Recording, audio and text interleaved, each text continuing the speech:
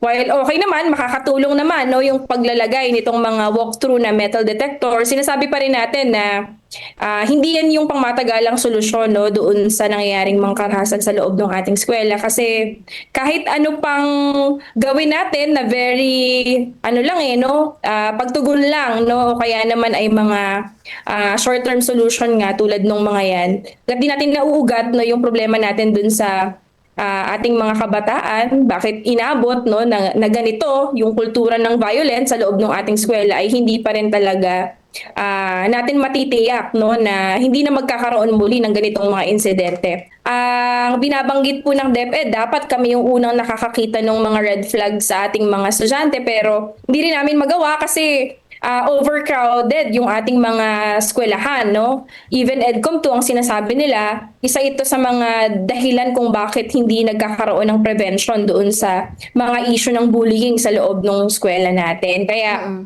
importante po 'yon, tsaka syempre yung pagpapalakas doon sa mga teachers natin doon sa pagsasabatas ng Teachers Protection Act. Napag-usapan din kanina yung pag-address doon sa bullying na ang nakikita natin even the Department of Education walang data no nung mga datos ng bullying natin sa eskwela. Na importante yung mga ganong mekanismo sana para makita natin kung isolated case nga lang ba itong mga nangyayari o systemic na nga ito. At kung sa bahagi ng Alliance of Concerned Teachers, sinasabi nga natin, kung yung system na meron tayo sa eskwelahan, hindi siya nakakatulong at nakakadagdag pa doon sa problema natin sa bullying. Dapat naman po talaga, no? Kasi alam nyo, sa 2026 budget ng DepEd, may allotted 10,000 items for school counselor associate, no? Hindi na tayo doon sa mga guidance counselor kasi sa buong Pilipinas po, kulang talaga eh. Kahit na hindi yan sa mga schools natin, kahit dun sa mga iba pang mga ahensya, no, kulang din talaga.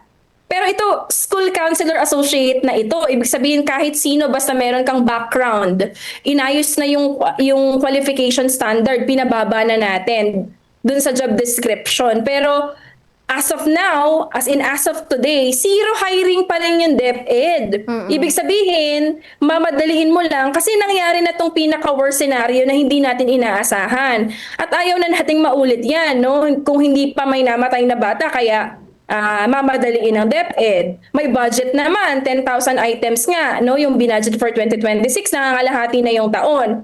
Kaya, yan talaga yung ating, tanong sa DepEd, ano ang dahilan no kung bakit ganito na inabot no yung tagal no nung items na yan na dapat minamadali. No pagbubukas pa nga lang no nung school year na ito, dapat meron na tayong ganyang items for school counselor associate. Meron na sana, hindi yung teacher na naman yan for sure sa mga eskwela.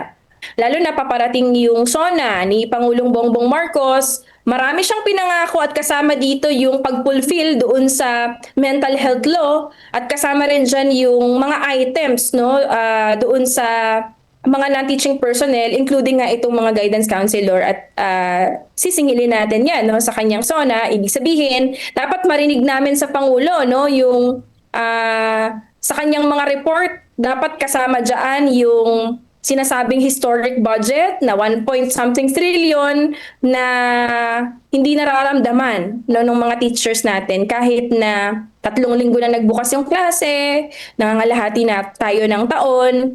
Kaya yan yung aming mga babantayan. Kaya sabi nga namin sa mga teachers, part yan ng ating kampanya ngayon. As bahagi ng Alliance of Concerned Teachers, tuloy-tuloy yung ating kampanya para sa dagdag na budget sa edukasyon, lalong-lalo na ngayon, mag-iisang buwan na no, yung pagbubukas ng klase. Pero nananatili na yung ating mga teacher no, ay pagod no, dahil nananatili pa rin yung mga trabahong hindi dapat sa kanila at nanatili pa rin yung mga kakulangan natin sa classroom, teaching and non-teaching personnel.